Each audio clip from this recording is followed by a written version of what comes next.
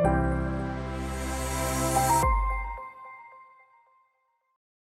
afternoon and welcome to this year's webinars on cybersecurity. Today we're going to be covering safeguarding your company data, mastering insider threat detection. Going to try to start this year off with a little bit of a new format, cut the presentations down to maybe the 15 to 20 minute range, try to make it a little easier for everybody to join during their lunch break, try to give you a few minutes at the end to be able to compose your thoughts, go on to your next meeting, maybe grab a bite to eat, bio break, etc. So a little bit shorter than normal for this year, and hopefully this will work out better for everyone. All right, so we'll go ahead and get started here. So I think, as I do typically with most of my presentations or webinars, I like to start with a definition. And I think it's important to define insider threat because there is no real one clear accepted definition. A lot of folks have a similar definition, and we kind of agree on things. So I went out and I grabbed it from CISA, and CISA defines the insider threat as the threat that an insider will use their authorized access, either wittingly or unwittingly, to do harm to the department's mission, resources, personnel, facilities, information, equipment, networks, or systems. I did point out here at the bottom that NIST, which in the US is kind of our governing body that most of us use or refer back to, they define it essentially the same way. The only real difference there is they distinguish a term where they say nation instead of department. But regardless of how you look at it, it could be a department, could be an organization, could be nation. It's really where you fall in with your organization's industry vertical in the grand scheme of things. But the rest of the definition, all of the organizations and federal entities and contracting organizations that work for the federal government, they're all along the lines here of it's someone with inside access.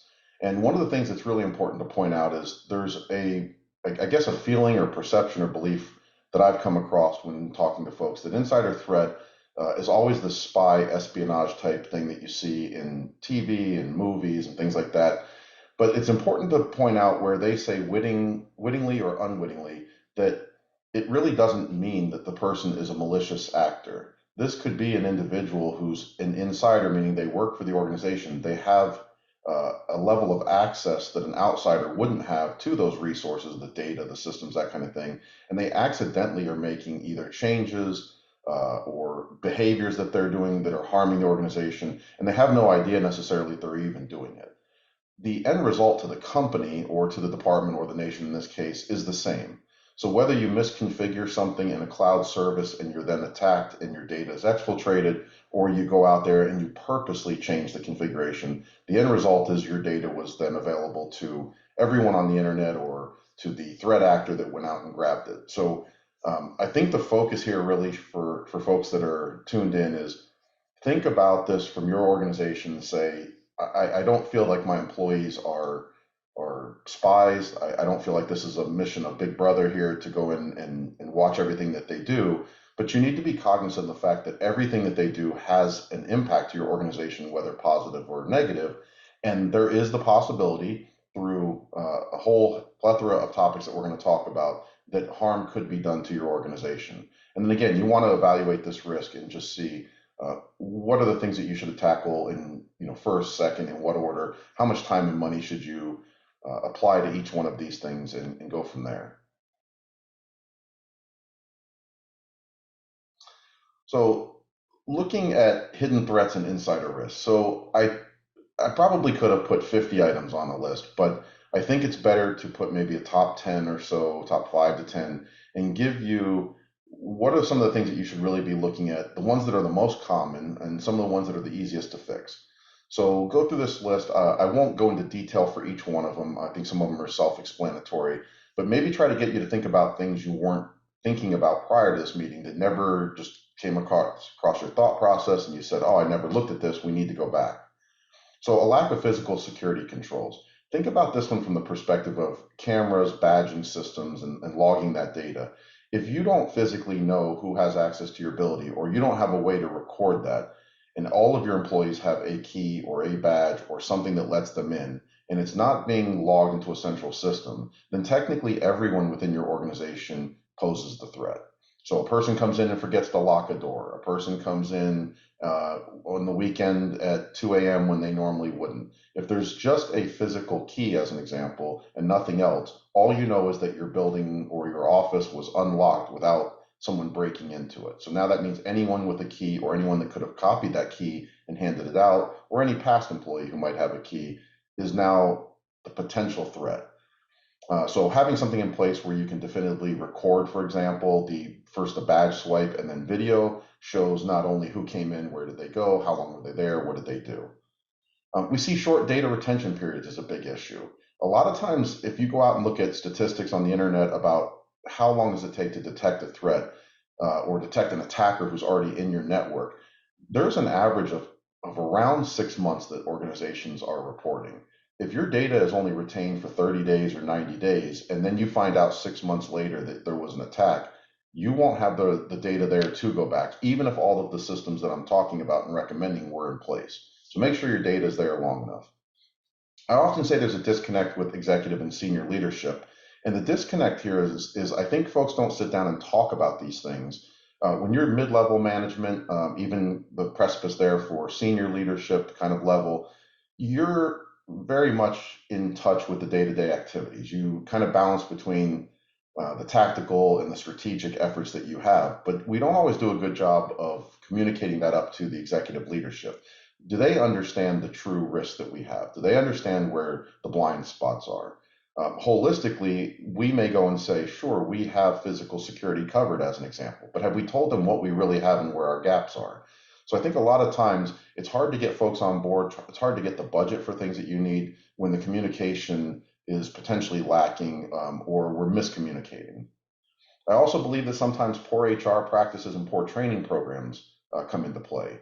And again, a lot of times it's no disrespect to the individuals or the departments or their lack of effort, because usually it's not an effort. Usually it's a time and a competency based thing. So as an example, you'll often hear from people, I don't know what I don't know. And that's true. So as a security professional, are you going to these folks and saying, hey, as part of your onboarding process or your offboarding process, here are things that we want to incorporate? I've never really run into an HR department or leader who was unwilling to do it. It's the fact that they didn't know they needed to do it and no one's ever asked them.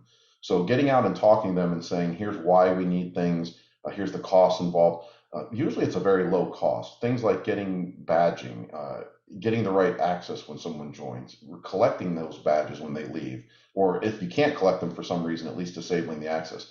Very simple things to do. But again, if your organization is not very mature from a security practice perspective or an HR practice, folks may not be sitting down saying, hey, I noticed we weren't doing this and we did this at our last organization. Is this something we should do here? Probably the biggest, though, is the lack of data ownership responsibilities. I think whether you're on-prem, you're in the cloud, there's a hybrid model, you're using SaaS services and applications, this is probably the number one thing that's going to bite most folks. And again, this is whether it's a wittingly or unwittingly mistake. And that is, if you don't really know who owns the data and what data you have and where that data is, you really don't know who's responsible for it and who to hold accountable. And I believe that most folks are going to say, or think at least, that if no one's come up and told them they have some form of ownership or responsibility, then someone else has this covered. And it's highly likely that if you sat down in an organization and did a tabletop test around data ownership or data exfiltration, data deletion, the folks at the table might be the right folks, but all of them are going to look at each other and go, well, I thought you had it. I don't know that anyone sits down and talks about, does that person actually have that responsibility? Do they know they own that? What are they responsible for? Where does that line of demarcation end and it becomes someone else's problem? So if you take nothing else away, I would go and sit down and really have a good conversation around data ownership. Some of the other shadow IT, we know that for a business to be successful, there's things that are always taking place. And one of the things that takes place in a lot of businesses, especially as they grow, is they will have shadow IT. And what do I mean by this? A lot of folks don't have a true production environment and a non-production environment. It's costly, it's time consuming, and when you're small and you're growing, and especially if you're not a software development company, this is not something you necessarily think about. But you need a place to build and test before you deploy. So if you don't have that non-production environment, you can almost consider the shadow IT as that environment. IT is going to set something up, or some department is going to set something up where they can do their job and get it tested before they roll it out to the masses. And if you're not aware of that, it poses all sorts of attack threats and vectors. And again, as insider threats relate and pertain to this, whether we're talking about an attacker who gets in through systems you aren't even aware of, or we're talking about someone making a mistake in those systems and then having those systems connect to your production environment where your important data lives, is an issue. We've got vendor management issues. I'm sure you've heard about different, HVAC companies, electrical companies, building maintenance, building managers, working with third-party vendors. There was a lot of breaches. You go back and look at the Target one is probably the most famous one, where it wasn't necessarily Target systems themselves, but it was a vendor or third party that was in there that led to that breach through either their behaviors or their lack of security with their systems. So very important to go look at that. That one's a very time-consuming one because we have a lot of vendors, regardless of how big or small our organization is. Keeping track of that is quite a task, and it's usually not something that you want to have as a collateral duty. You want someone managing that for you. Overall lack of accountability, this really ties into that ownership responsibility. This really comes down to, if folks don't know what they're responsible for, it's very difficult to hold anyone accountable. And I don't mean accountable from a punishment perspective, but if your idea or mentality when you go to bed at night is, these three, four, five people, they're accountable for something, they're taking care of something, I can rest easy because they're doing it. The question really is, are they doing it? And do they know it's their responsibility? And if folks are being assigned things, are they being held accountable? Because if mistakes are being made, if processes aren't being followed, they're not being held accountable, then, on paper, you might have a great security program, but in practicality, it may not hold up when someone tries to attack you. And then resolving symptoms instead of root causes. This is probably the number one thing that I see kind of as an after action that always falls short. Whether you hold a lessons learned, whether you've been attacked and you have after action reports, no matter what you call them, there's always a list of things that seem to come out of any problem, of any attack, of anything that happens. And folks will say, here's all the stuff that needs to be fixed. But what I tend to see more and more, and this happens in IT and security, and probably in every department for the most part, is that because time and money is of the essence, you will go fix that one little thing. You'll band-aid that one little problem that caused this issue, but you won't go back and necessarily fix the root cause or even identify what the root cause was. And it's not uncommon to go through maintenance periods or have multiple attacks where, as you conduct these multiple lessons learned, you will see the same items and the same bullets showing up time and time again. And the question becomes, how did this happen a second, third, or fourth time when it was identified on your first attempt, and yet somehow it was never corrected? I truthfully believe this is a result of defining the symptom and not the root cause. Some of your internal challenges that you're going to have, you have personnel who wear multiple hats. Anytime that happens, there's going to be an issue with access. How much time do they have? How organized are they? How well documented are things? What processes are being followed if those processes exist? So wearing multiple hats, while we all understand that occurs, it's probably a very good idea to sit down and talk about what hats these folks are wearing. Or do they have the time to really dedicate and to do a good job with those hats? And should you consider moving them or bringing other people in to lighten the load? We know we're never going to get down to a point where we do one thing, but if we're wearing five hats, we need to prioritize what those are and make sure that number one, two, three, for example, are getting the time and energy and budget that they require. And if we can't get the number four or number five, we make a business risk decision as to, does this individual still wear that hat, or do we bring on a new body and then shift four and five over to them, and that becomes their number one and number two. We also have legacy access issues. Usually this is just a lack of cleanup. Somebody who's been with an organization a long time has changed roles over the years. They've been promoted, they've moved to new departments have been created, and we keep giving them the access they need for their new role without removing the access they needed for their last role. Again, this kind of goes to the unwittingly side, that most of the time when these accounts are hacked, it's not the person who owns the account that's done something wrong. It's their account was hacked, and then because they've been there so long, they've just throughout the years collected so much access that their account then allows an attacker to move laterally or vertically. And you would never suspect that because you look at their current role and say, well, they don't have any access. What would what would be the problem here? But you forget about the fact that they held access for 4 positions over 10 years. There's often a lack of implemented control measures, lack of tools and budget. So this one really just boils down to these two on you have to understand what the control measures are that you should put in place, and you have to know whether or not they are people-based or tools-based. You have to have the budget, and then you have to roll them out and make sure that they're implemented across 100% of the organization, and then go back and test to make sure they're effective. We implement a lot of things in IT and security, and then we don't go back and test the efficacy of what we implemented. We just assume because we implement it, therefore it's better.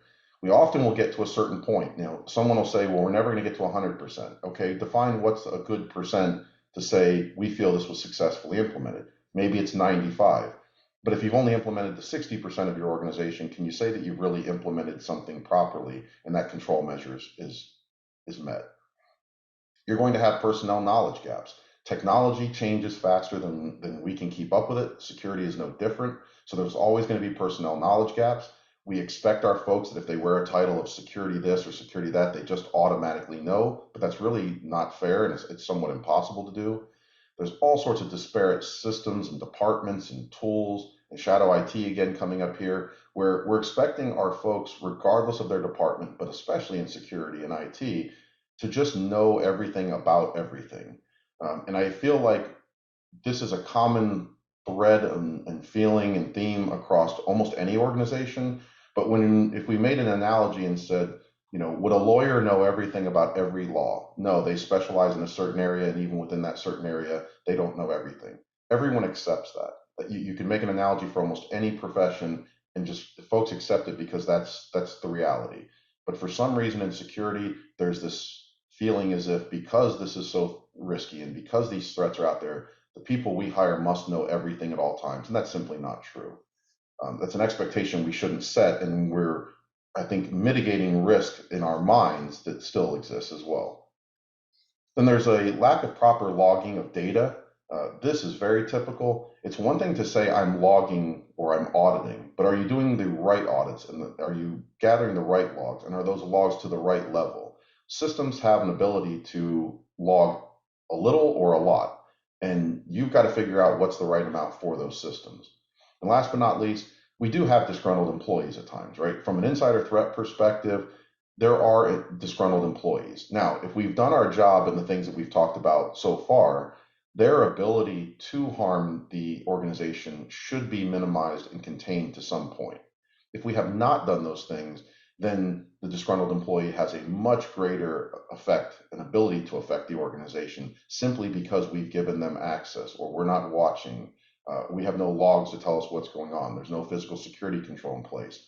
So don't aid these employees by neglecting the things that are going to bite you later. And last but not least here, I did want to cover some of the tools that you can use to protect your assets. Now, again, I won't go into what each one of these does. We can always talk about that in future webinars. In fact, most of these I've covered in previous ones, so they're out there in the library to go review. But I think it's important to kind of categorize them. Now, these are my made-up categories. I came up with monitoring tools. I call one access limiters.